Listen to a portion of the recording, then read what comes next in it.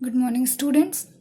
आज की क्लास में हम हार्ट के कंडक्शन सिस्टम के बारे में पढ़ेंगे। Conduction system of the heart, ये हमारे टॉपिक का नाम है।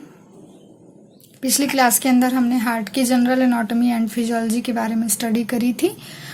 अब conduction system of the heart का क्या मतलब हुआ कि इस सिस्टम के अंदर हार्ट कैसे कॉन्ट्रैक्ट करता है और कैसे रिलैक्स होता है, इसके मैकेनिज्म के बारे में पढ़ेंगे।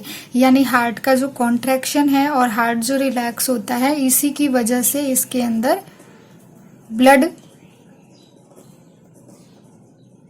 पंप करने की कैपेसिटी है। ठीक है, तो बेसिकली हार्ट का कॉन्ट्रैक्शन और हार्ट का रिलैक्स होना, इसकी वजह से ब्लड जो है वो थ्रू आउट द बॉडी क्या होता है, पंप होता है या सर्कुलेट होता है। और जो हार्ट का कॉन्ट्रैक्शन और रिलैक्सेशन है, ये कैसे जनरेट होता है या कैसे इनिशिएट होता है या पूरे हार्ट के अंदर ये कैसे ट्रेवल करता है, इसके बारे में हम स्टडी करेंगे कंडक्शन सिस्टम ऑफ हार्ट के अंदर। ठीक है, तो इससे पहले हम इसके कुछ बेसिक टर्म्स के बारे में पढ़ लेते हैं। जैसे कि सबसे पहला, हार्ट का फंक्शन क्या है? ब्लड को पंप करना। ठीक, ब्लड को पंप करना। अब हार्ट ब्लड पंप करता है। दूसरा कि हार्ट ब्लड पंप कैसे करता है, इसके अंदर की जो मैकेनिज्म है उसके अंदर कौन सी मसल्स इसमें हेल्प करती है। तो कौन सी मसल्स हेल्प करेगी? मायोकार्डियल या मायोकार्डियम भी हम इसको कह सकते हैं। मायोकार्डियम मसल जो होती है, पिछली क्लास के अंदर हमने पढ़ा था कि ये मसल्स लेयर है, इसको हम कार्डियक मसल्स भी कहते हैं। तो ये मसल्स लेयर बेसिकली हार्ट के कॉन्ट्रैक्शन और रिलैक्सेशन में हेल्प करती है। यानी कि इसी मसल्स की वजह से हार्ट जो हमारा है कॉन्ट्रैक्ट होता है और रिलैक्स होता है। ठीक है, अब नेक्स्ट, जैसा कि हम सभी को पता है कि जो हमारी बेसिक स्ट्रक्चरल और फंक्शनल यूनिट है वो एक सेल है, और कई सारे सेल को अगर हम एक साथ में मिला देते हैं जिनका स्ट्रक्चर और फंक्शन लगभग सेम हो, तो वो क्या कहलाते हैं? टिश्यू कहलाते हैं। अब यही टिश्यू के ग्रुप्स मिल करके कुछ ऑर्गन्स का निर्माण करते हैं या ऑर्गन्स बनाते हैं। तो बेसिकली जो कार्डियक मसल्स है, जैसे मायोकार्डियम के अंदर जो कार्डियक मसल्स है, सपोज कि अगर हम एक कार्डियक मसल्स को ड्रॉ करते हैं, अगर हम मान लेते हैं कि ये कार्डियक मसल्स है, तो इसमें बहुत सारे सेल होंगे ऐसे। अब इन मसल्स के अंदर जो सेल्स प्रेजेंट हैं, इन सेल्स के बीच में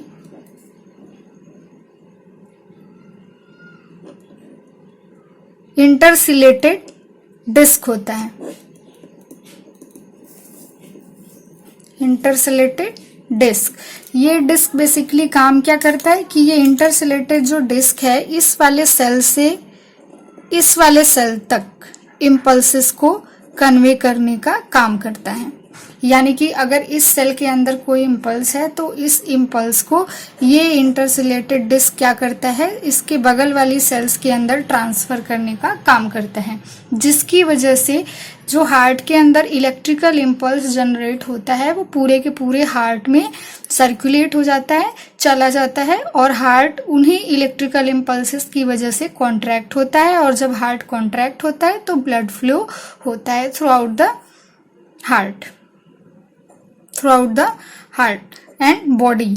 ठीक है, तो बेसिकली जो कंडक्शन सिस्टम ऑफ हार्ट है, कंडक्शन सिस्टम के अंदर कुछ बेसिक एलिमेंट्स हैं जो कि हेल्प करते हैं हार्ट के अंदर कॉन्ट्रैक्शन को और रिट्रैक्शन को जनरेट करने के लिए। बेसिकली इसके पीछे का मैकेनिज्म यही है कि इसके अंदर एक इलेक्ट्रिकल इम्पल्सेस जनरेट होता है, जिसकी वजह से ही कॉन्ट्रैक्शन होता है। तो अब हम नेक्स्ट ये पढ़ेंगे कि कॉन्ट्रैक्शन और रिट्रैक्शन जो है या इम्पल्सेस जो है वो कैसे जनरेट हो रहा है। तो इसको हम पढ़ेंगे कंपोनेंट्स के अंदर, कंपोनेंट्स ऑफ कंडक्शन सिस्टम। ठीक है, कंडक्शन सिस्टम का कंपोनेंट्स क्या है, यानी कि कौन कौन सी ऐसे स्ट्रक्चर हैं या कौन कौन सी चीजें हैं जो हार्ट के अंदर इम्पल्सेस को जनरेट करने और उन इम्पल्सेस को आगे ट्रांसमिट करने में हेल्प कर रहे हैं। तो सबसे पहला जो स्ट्रक्चर है वो है एसए नोड। ठीक है, जिसको हम साइनो एट्रियल नोड भी कहते हैं। सेकेंड है एवी नोड, जिसे हम एट्रियोवेंट्रिकुलर नोड कहते हैं। नेक्स्ट स्ट्रक्चर है बंडल ऑफ हिज।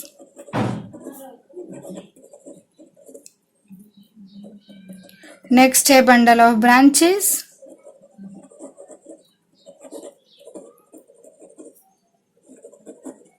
और लास्ट स्ट्रक्चर है पुरकिंजी फाइबर्स।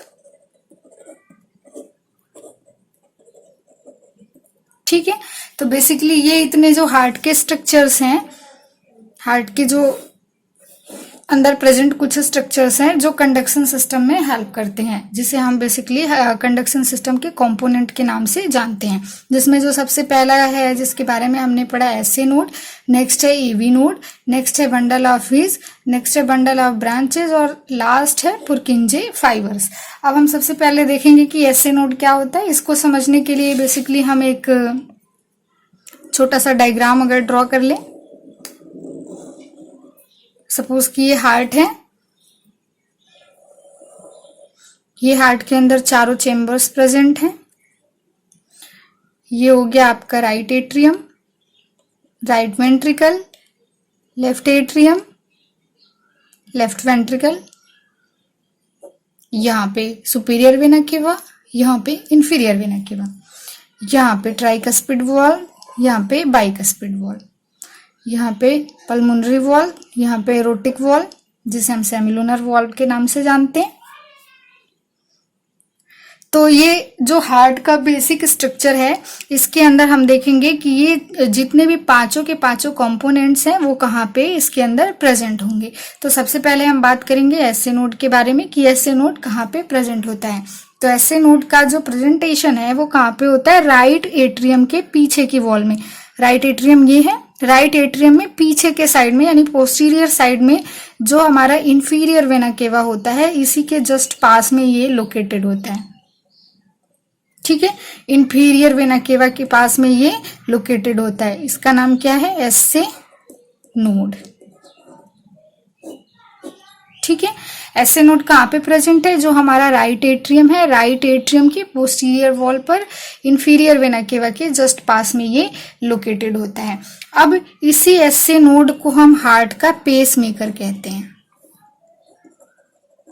पेस मेकर क्यों कहते हैं, क्योंकि ये बिना ब्रेन की सहायता के यानी कि बिना ब्रेन के अंदर इम्पल्सेस को इनिशिएट किए या ब्रेन नर्व्स को स्टिमुलेट किए ही हार्ट के अंदर अपना खुद का इलेक्ट्रिकल इम्पल्स जनरेट करने का काम करता है, जिसका रेट 70 to 80 पर मिनट के हिसाब से होता है। यानी कि ब्रेन को कोई सूचना दिए हुए या ब्रेन के अंदर किसी भी तरीके का नर्व इम्पल्सेस को स्टिमुलेट किए बिना ये अपना खुद का इलेक्ट्रिकल इम्पल्स जनरेट करता है। इलेक्ट्रिकल इम्पल्स, इसी इलेक्ट्रिकल इम्पल्स को जनरेट करने की वजह से हम इसे हार्ट का पेस मेकर भी कहते हैं। अब मान लो कि ये राइट एट्रियम के अंदर एसए नोड प्रेजेंट है, तो जब यहाँ पे 70 to 80 पर मिनट के हिसाब से इलेक्ट्रिकल इम्पल्स जनरेट होता है, तो उस इलेक्ट्रिकल इम्पल्स की वजह से जो एट्रिया है वो कॉन्ट्रैक्ट करती है। कॉन्ट्रैक्ट यानी कि एट्रिया से मेरा मतलब है कि जो आपका राइट एट्रियम है और लेफ्ट एट्रियम है, दोनों क्या करेंगी, कॉन्ट्रैक्ट करेंगी। ठीक है, तो बेसिकली जो आपका एसए नोड के अंदर इलेक्ट्रिकल इम्पल्स जब जनरेट होगा तो आपके दोनों के दोनों जो एट्रिया है वो कॉन्ट्रैक्ट होते हैं। ठीक है, अब नेक्स्ट जो आपका स्ट्रक्चर है एसए नोड के बाद, नेक्स्ट स्ट्रक्चर है एवी नोड। एवी नोड कहाँ पे सिचुएटेड होता है, इसका लोकेशन कहाँ होता है, जो सेप्टम है। पिछली क्लास में हमने पढ़ा था कि जो हमारे हार्ट को दो भागों में डिवाइड करने वाली जो स्ट्रक्चर है राइट और लेफ्ट में, उस स्ट्रक्चर को हम सेप्टम के नाम से जानते हैं। तो यहाँ पे ये रहा सेप्टम। तो जो आपका एवी नोड है वो सेप्टम के पास में प्रेजेंट होता है। आपका जो राइट एट्रियम है, राइट एट्रियम के नीचे बॉटम में, बॉटम का मतलब हो गया नीचे, नीचे के साइड में, सपोज कि यहाँ, और सेप्टम के पास में। ध्यान रखना एसए नोड जो है वो इंफीरियर वेना केवा के पास में प्रेजेंट होता है, और जो एवी नोड है वो कहाँ पे, आपका जो बॉटम में और सेप्टम के पास में प्रेजेंट होता है, राइट एट्रियम के अंदर ये भी प्रेजेंट होता है। तो अब हम इसको दूसरे कलर के पेन से देखेंगे कि सपोज कि इम्पल्सेस यहाँ पे जनरेट हुआ तो ये इम्पल्स यहाँ से यहाँ तक क्या होगा, ट्रांसमिट होगा। अब एक चीज ध्यान रखने वाली है कि जब यहाँ पे इम्पल्स जनरेट हुआ तो ये दोनों के दोनों एट्रिया क्या होंगे, कॉन्ट्रैक्ट होंगे। जब ये दोनों कॉन्ट्रैक्ट होंगे और इम्पल्स सेम टाइम पे यहाँ से यहाँ की ओर क्या होगा, कन्वे होगा। अब जो हमारा एवी नोड है, एवी नोड के जो सेल्स होते हैं वो बहुत ही तेजी से इम्पल्सेस को कन्वे नहीं करते हैं, तो यहाँ से यहाँ तक इम्पल्सेस को आने में थोड़ा टाइम लगता है, यानी कि बहुत ही तेजी से इम्पल्सेस कन्वे नहीं हो पाता है या ट्रेवल नहीं हो पाता है, जिसकी वजह से ये थोड़ा स्लो प्रोसेस है कि यहाँ से यहाँ आराम से धीरे धीरे जो इम्पल्स है वो कन्वे होता है। और इतने देर में क्या है, एट्रिया अपना कॉन्ट्रैक्शन पूरा कर लेता है। जितने देर में इम्पल्स यहाँ से यहाँ तक कन्वे होगा उतनी देर में जो एट्रिया है वो अपने आप को अपना जो कॉन्ट्रैक्शन का प्रोसेस है वो क्या कर लेगी, कंप्लीट कर लेगी। तो अब जो कॉन्ट्रैक्शन का जो प्रोसेस है ये पूरा हो गया और जो इम्पल्स है वो कहाँ पे आ गया, आपके एवी नोड के पास में। अब आपका जो नेक्स्ट स्ट्रक्चर है वो है bundle of his. Bundle of his septum के अंदर प्रेजेंट होता है, ठीक है। सेप्टम ये बीचों बीच में प्रेजेंट है आपका सेप्टम। इसी सेप्टम के अंदर जो है आपका बंडल ऑफ हिज प्रेजेंट है, ठीक है। तो अब जो इम्पल्स है वो एवी नोड से कहाँ जाएगी, बंडल ऑफ हिज में। बंडल ऑफ हिज में जब कॉन्ट्रैक्शन यानी कि जब इम्पल्सेस जाएगी तो बंडल ऑफ हिज आगे जाकर के दो भागों में डिवाइड हो जाती है। ये जो बाकी के आपके स्ट्रक्चर दिखाई दे रहे हैं, बंडल ऑफ ब्रांचेस और पुरकिंजे फाइबर, ये सब बंडल ऑफ हिज से ही इनिशिएट हुए हैं, निकले हुए हैं, ठीक है।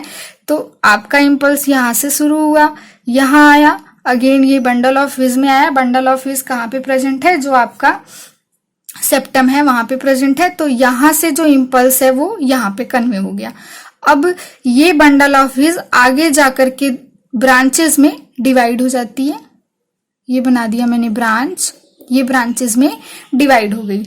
ये ब्रांच कहाँ से शुरू होती है, बेसिकली सबसे पहले हम ये देख लेंगे कि ये जो ब्रांच बन रहा है इसी ब्रांच को हम बंडल ऑफ ब्रांचेस के नाम से जानते हैं। ये क्या है, बंडल ऑफ ब्रांचेस। तो अब हम जैसा कि देख रहे हैं कि ये दो ब्रांचेस इसने बना लिया, तो राइट साइड के ब्रांच को राइट बंडल ऑफ ब्रांचेस कहते हैं और लेफ्ट साइड के ब्रांच को लेफ्ट बंडल ऑफ ब्रांचेस के नाम से जानते हैं। तो देखो राइट साइड वाला जो बंडल ऑफ ब्रांच है ये राइट साइड के सेप्टम से निकलेगी और ये वेंट्रिकल्स का जो हार्ट का हम कहेंगे, हार्ट के बॉटम तक लगभग ये जाती है, ठीक है। और जो लेफ्ट साइड का बंडल ऑफ ब्रांचेस है ये लेफ्ट साइड के सेप्टम से निकल करके कहाँ जाएगी, जो पूरा का पूरा हार्ट का जो बॉटम है वहां तक लगभग ये जाती है, ठीक है। अब मान लो कि ये स्ट्रक्चर यहाँ से निकल के यहाँ तक जा रहा है, तो सेम तरीके से जो इम्पल्स है, इम्पल्स भी इसके साथ में राइट साइड से ऐसे कन्वे हो जाएगी इन्हीं ब्रांचेस के थ्रू। लेफ्ट साइड से राइट साइड से दोनों साइड से ये क्या होंगी, कन्वे हो जाएंगी। यानी कि आपका राइट साइड से राइट सेप्टम जो है यहाँ से बॉटम तक पहुंच जाएगी और इधर से भी ये बॉटम तक पहुंच जाएगी, ठीक है। तो अब स्ट्रक्चर के साथ साथ में इम्पल्सेस भी क्या हो गए, पहुंच गए। नेक्स्ट आपका जो स्ट्रक्चर है वो है पुरकिंजे फाइबर्स। तो पुरकिंजे फाइबर्स कहाँ पे प्रेजेंट होता है कि जब ये बंडल ऑफ ब्रांचेस और आगे बढ़ती है तो ये तंतुमय संरचना बना लेती है। तंतुमय संरचना यानी कि थ्रेड लाइक स्ट्रक्चर, धागे की जैसी या तंतु जैसी, ठीक है। ऐसा सा स्ट्रक्चर ये क्या करती है, आगे फॉर्म करती है। तो इन्हीं स्ट्रक्चर्स को बेसिकली हम क्या बोलते हैं, पुरकिंजे फाइबर्स।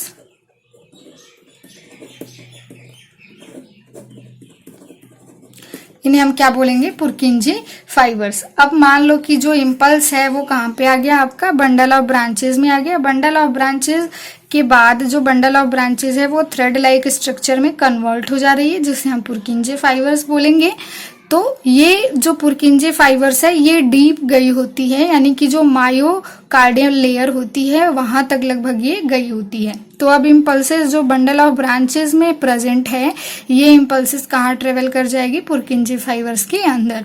और उसके साथ साथ में वो इम्पल्सेस कहाँ पे चली जाती है, मायोकार्डियम के अंदर। अब पीछे हमने पढ़ा था कि मायोकार्डियल जो लेयर होती है या मायोकार्डियल की जो मसल्स होती हैं, उन मायोकार्डियल मसल्स के अंदर हमने पढ़ा था इंटरसिलिएटेड डिस्क प्रेजेंट कंपोनेंट होता है जो एक सेल से दूसरे सेल में इम्पल्सेस को कन्वे करने का काम करता है। तो अब जब मायोकार्डियम के अंदर जब पहुंचेगा आपका जो इम्पल्स है, तो पूरा का पूरा जो वेंट्रिकल्स है वो क्या होगा, कॉन्ट्रैक्ट होगा। ठीक है। अब एक चीज और ध्यान रखने वाला है कि जो आपका ये एसए नोड है, एसए नोड से एवी नोड तक आने में इम्पल्सेस को थोड़ा टाइम लगता है, क्योंकि जो एवी नोड के सेल्स हैं ये बहुत तेजी से इम्पल्सेस को ट्रांसमिट नहीं करती हैं, लेकिन जब ये आगे ट्रांसमिट कर देती हैं आपके इसके अंदर बंडल ऑफ हीस के अंदर, तो बंडल ऑफ हीस से लेकर के जो आपका पुरकिंजे फाइबर्स तक का जो ट्रेवल है वो इम्पल्सेस का, वो बहुत ही जल्दी कंप्लीट होता है, क्योंकि यहाँ से इम्पल्सेस बहुत ही तेजी के साथ कन्वे होती हैं या ट्रांसमिट हो जाती हैं। ठीक है। बंडल ऑफ हीस, फिर Purkinje fibre, sorry bundle of branches and then Purkinje fibres. तो ये जो इम्पल्स है वो यहाँ से और यहाँ तक बहुत ही तेजी से कन्वे होता है। तो जब इम्पल्स इन दोनों में कन्वे होता है, right bundle of branches, left bundle of branches और पुरकिंजे फाइबर्स के अंदर, तो वो मायोकार्डियम के अंदर चला जाता है और दोनों के दोनों वेंट्रिकल सेम टाइम पर, ये बात ध्यान में रखने लायक है कि अलग अलग टाइम पे नहीं, दोनों के दोनों सेम टाइम पे बहुत ही जल्दी से तेजी से क्या होते हैं, कॉन्ट्रैक्ट करते हैं। ठीक है। तो जब ये कॉन्ट्रैक्ट होंगे तो यहाँ पे जो वॉल्व होती है आपकी सेमिलुनर वॉल्व, सेमिलुनर वॉल्व क्या होंगी, ओपन हो जाएंगी। तो जब सेमिलुनर वॉल्व ओपन हो जाती है तो यहाँ से जो ब्लड है वो कहाँ पे चला जाएगा, पल्मोनरी आर्टरी के अंदर चला जाएगा, और यहाँ से जो ब्लड है वो कहाँ चला जाएगा, एरोटा के अंदर। ठीक है। पल्मोनरी आर्टरी और एरोटा के अंदर जो ब्लड है वो पंप हो जाता है। ठीक है। अब जैसे जो वेंट्रिकल्स है वो कॉन्ट्रैक्शन फेज अपना कंप्लीट कर लेते हैं, जैसे कि ये वेंट्रिकल्स है, जब इसमें इम्पल्स ट्रांसमिट हुआ तो ये दोनों क्या होंगे, कॉन्ट्रैक्ट करेंगे। तो कॉन्ट्रैक्शन के बाद जैसे ही ये वेंट्रिकल्स वापस से रिलैक्स होते हैं, यानी कि अपना कॉन्ट्रैक्शन फेज पूरा कर लेते हैं, वैसे ही ये जो एसए नोड है वो दूसरा इम्पल्स इनिशिएट कर देता है, यानी कि नेक्स्ट कार्डियक साइकिल जो है वो स्टार्ट हो जाता है। ठीक है। मान लो कि यहाँ पे इम्पल्स जो है वो कन्वे हो गया, ये कॉन्ट्रैक्ट हो गई, फिर जैसे ही ये रिलैक्स होती है वैसे यहाँ पे एक नया इम्पल्स जो है वो जनरेट हो जाता है, तो नई कार्डियक साइकिल जो है वो शुरू होने लग जाती है। तो ये था टोटल हमारे हार्ट का कंडक्शन सिस्टम। इसे एक बार अभी हम शॉर्टली देख लेंगे कि कंडक्शन सिस्टम ऑफ हार्ट के अंदर हम बेसिकली क्या करते हैं, किस चीज के बारे में स्टडी करते हैं कि हमारा हार्ट कैसे कॉन्ट्रैक्ट करता है। ठीक है। तो बेसिकली हार्ट के कॉन्ट्रैक्ट होने के पीछे का मैकेनिज्म क्या है कि हार्ट में इम्पल्सेस जनरेट होते हैं, और उन्हीं इम्पल्सेस की वजह से जो हमारा हार्ट है वो कॉन्ट्रैक्ट होता है और रिलैक्स होता है, और जब हार्ट कॉन्ट्रैक्ट और रिलैक्स होता है तो बेसिकली उसके अंदर से ब्लड सप्लाई होता है या ब्लड पंप होता है। ठीक है। और ब्लड पंप करने के लिए या कॉन्ट्रैक्शन रिट्रैक्शन की जो प्रॉपर्टी है उसके लिए जो मायोकार्डियल लेयर है वो रिस्पॉन्सिबल होती है, क्योंकि उसी के अंदर यूनिक प्रॉपर्टी है कॉन्ट्रैक्शन और रिट्रैक्शन की। ठीक है। नेक्स्ट हमने पढ़ा था कि जो मायोकार्डियल मसल्स हैं उनके अंदर इंटरसेल्युलेटेड डिस्क पाए जाते हैं, जो एक सेल से दूसरे सेल के अंदर इम्पल्सेस को ट्रांसमिट करने या कन्वे करने में हेल्प करते हैं। ठीक है। फिर नेक्स्ट हमने पढ़ा था इसके कंपोनेंट्स के बारे में कि कार्डियक साइकिल का या कार्डियक कंडक्शन सिस्टम का जो कंपोनेंट्स हैं वो क्या क्या है। तो टोटल हमने 5 कंपोनेंट्स के बारे में स्टडी की, जिसमें से पहला जो आपका कंपोनेंट है वो एसए नोड है, नेक्स्ट है AV node, next bundle of branches, bundle of His, next है बंडल ऑफ ब्रांचेस और नेक्स्ट है पुरकिंजे फाइबर्स। जो आपका एसए नोड है वो राइट एट्रियम के अंदर इंफीरियर वेना केवा के पास में प्रेजेंट होता है। सबसे पहले यहीं से इम्पल्स जनरेट होता है या इनिशिएट होता है, इसलिए इसे हम हार्ट का पेसमेकर भी कहते हैं। ये इलेक्ट्रिकल इम्पल्सेस को जनरेट करता है 70 to 80 बीट पर मिनट के हिसाब से। तो जब इम्पल्स इसके अंदर जनरेट होता है या इनिशिएट होता है तो जो दोनों एट्रियम है वो कॉन्ट्रैक्ट होती हैं। नेक्स्ट जब ये इम्पल्सेस यहाँ पे जनरेट हुआ तो ये इम्पल्सेस नेक्स्ट स्ट्रक्चर में यानी कि एवी नोड के अंदर ट्रांसमिट हो जाती है। एवी नोड के अंदर ट्रांसमिट होने में और यहाँ से आगे बढ़ने में इसको थोड़ा टाइम लगता है, ये थोड़ा स्लो प्रोसेस है।